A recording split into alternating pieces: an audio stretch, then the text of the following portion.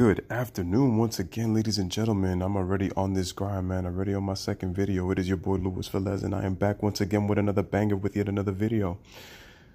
As always, guys, in this video, man, hit the like, hit subscribe, hit that notification bell to always receive the latest and greatest content. I truly appreciate you guys for always taking the time to watch these videos, and as always, make sure to share this video at the end. It'll only help the channel grow, man. It always means more than you know. So without further ado, let's hop right into this video. So this video originally was broadcasted back in 1991. This is with Marla Maples, who does an interview with Michael Jordan. And Michael Jordan, this was after he won the championship with the Chicago Bulls, as I guys showed you last night on the 1991 championship video.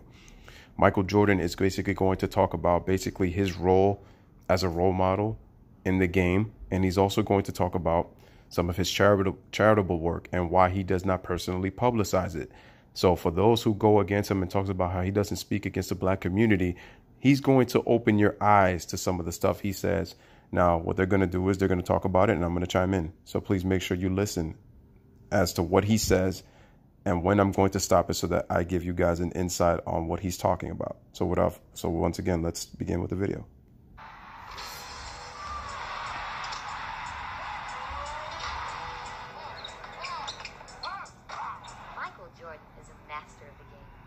The Chicago Bulls to their first ever championship and was named the NBA's most valuable player.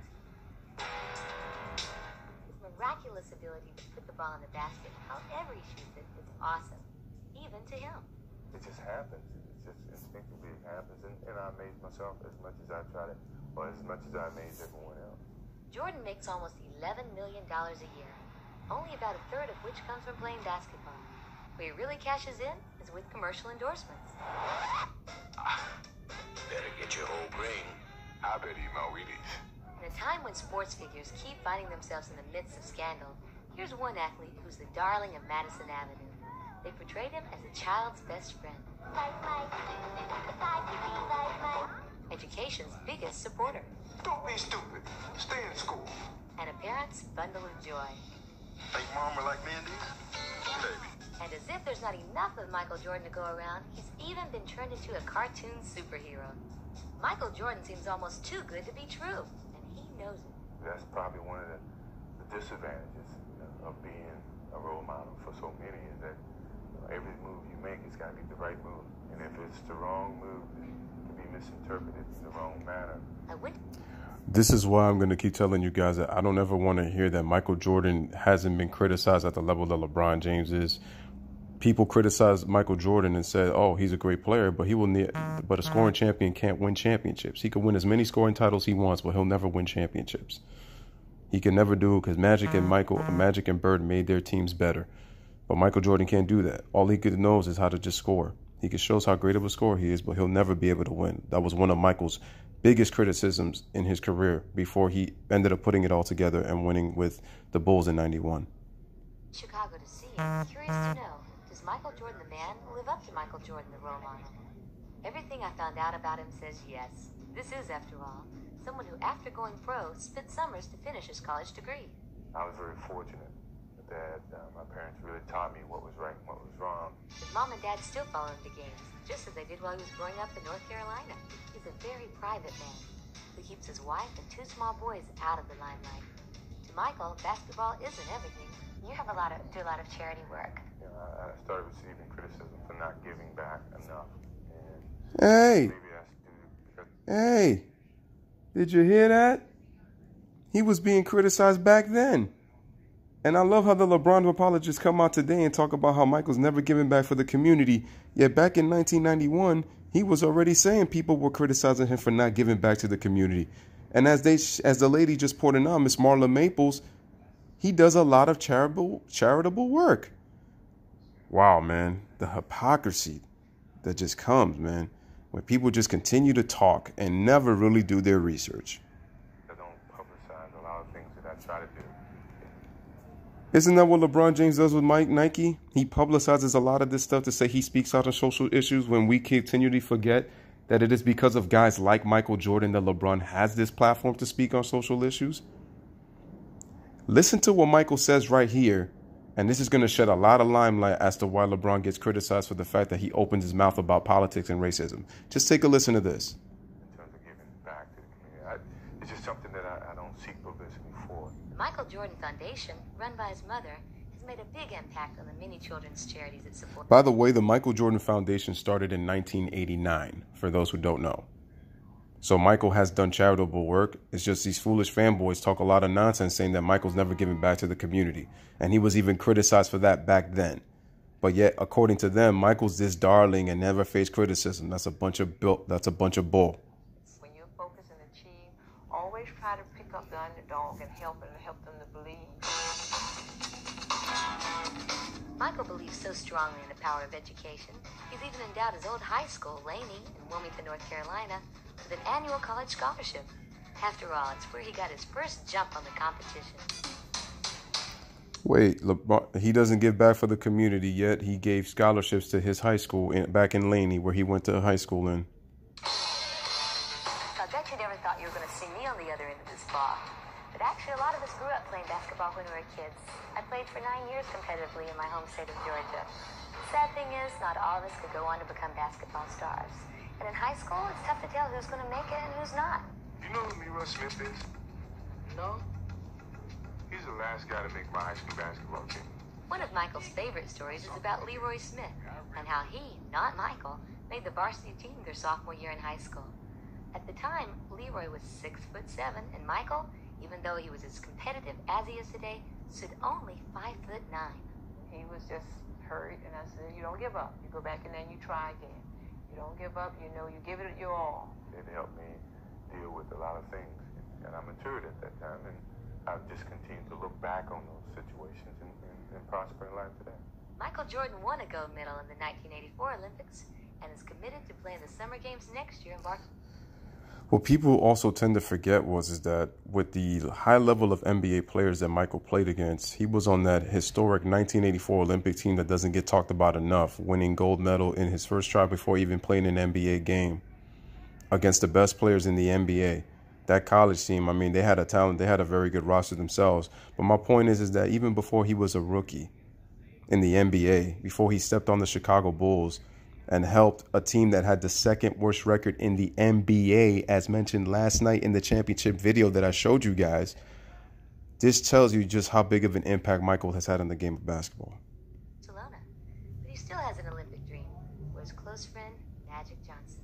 I know he still dreams of playing in the Olympics. Yeah, I think that's the only dream that's eluded him in his whole career, which, you know, his career's been unbelievable. But I think that's something that he would have come out of retirement to do. I just want to say that I'm going to miss playing, and I will now become a spokesman for the HIV virus.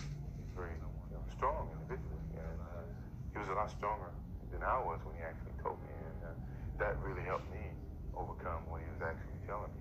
The day I talked with Michael, this book began making the rounds.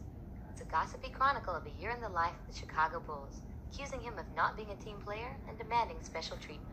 The book is... See there? Michael Jordan won his championships by believing in his teammates.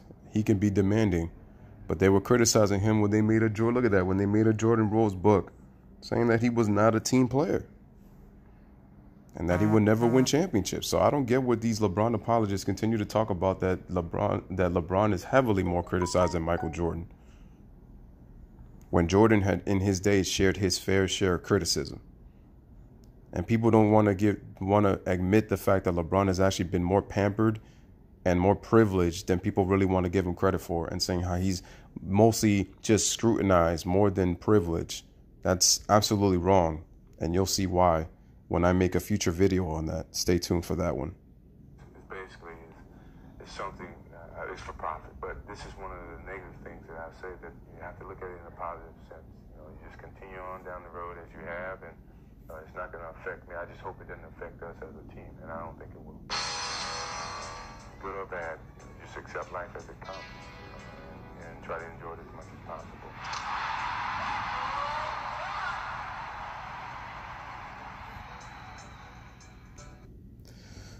So I wanted to just get you guys to just show you why Michael Jordan, again, has done charitable work, man. I mean, just look. And another thing, shout out to my man RB the Breaker when he posted this, but in 2001, Michael Jordan funded $1 million of his ownership money to the victims of 9/11. I mean, to New York. I mean, Michael didn't probably have to do that, but he did. It just shows you, once again, Michael says it right there that he does not publicize. He keeps his kids and his wife out of the limelight at that time period. And people want to say, oh, you know, every time LeBron does something of how the media this is what Kevin Durant was talking about, ladies and gentlemen.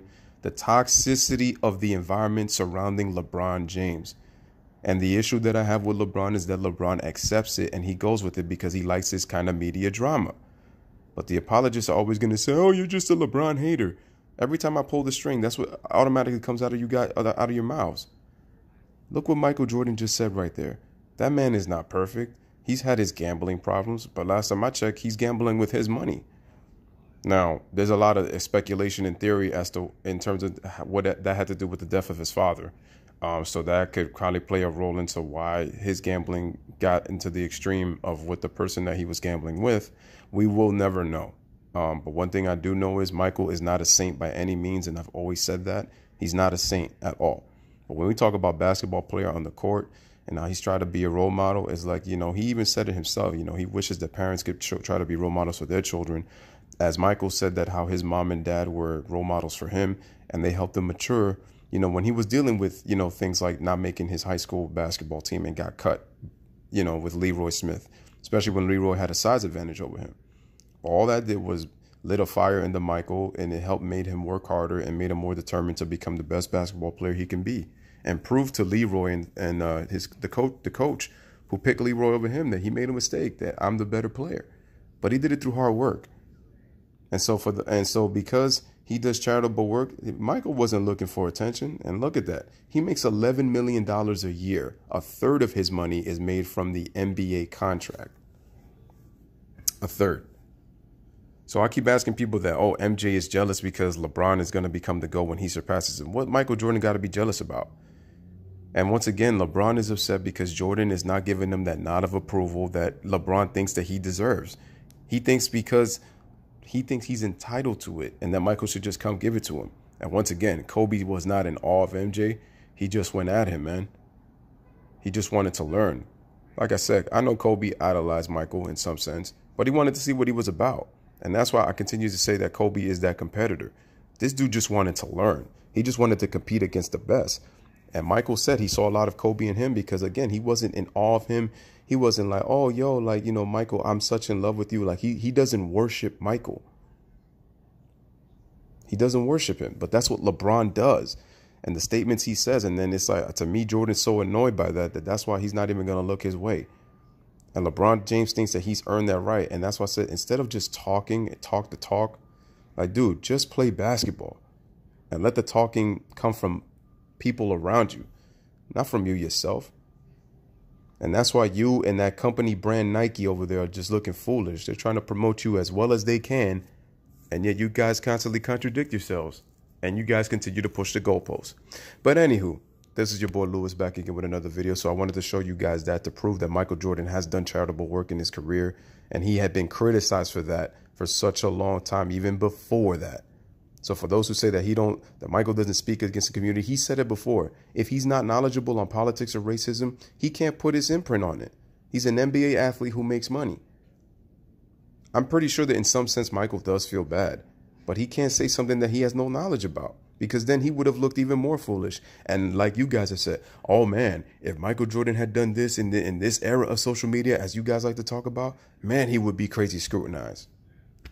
This is why Michael said that he couldn't do social media in this day and age. And that's what LeBron James is taking advantage of. But yet he gets the high praise when, again, I said it's people like Michael Jordan that have given LeBron the platform to be able to speak out. And it just befuddles me that people just continue to say, how dare Michael Jordan not defend the black community? Oh, he's fake. LeBron speaks out. Once again, to the black community, if you're depending on a guy to speak out on something that you guys should be doing, then that's a problem. Because once again, LeBron has talked about this slave mentality that I continue to talk about. How can you be a slave if you're making millions of dollars? Again, who's the slave?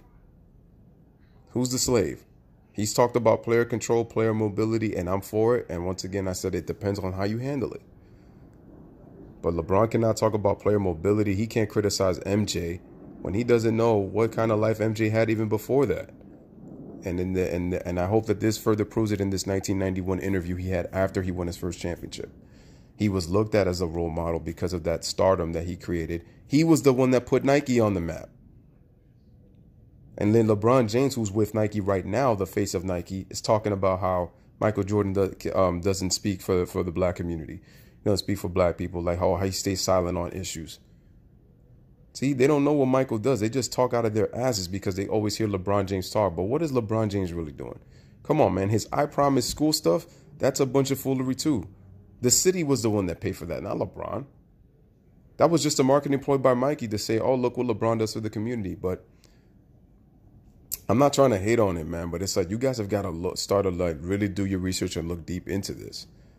LeBron James is not as great as people keep claiming he is. He does all of this stuff, and then we're supposed to praise it to the high almighty, and that we use that as an excuse that LeBron is the GOAT. You try to use this whole, he's a whole philanthropist, and that he does stuff for the community, and that's what makes him the greatest of all time. No, cut it out. So once again, let me know what you guys think in the comments about this 1991 interview, man. Like I said, once again, this is your boy Lewis with another one, man. Thank you guys for watching the video. Like, subscribe, share. Hit that notification bell, man. Bless up, one love, man. Peace. Thanks for watching, man.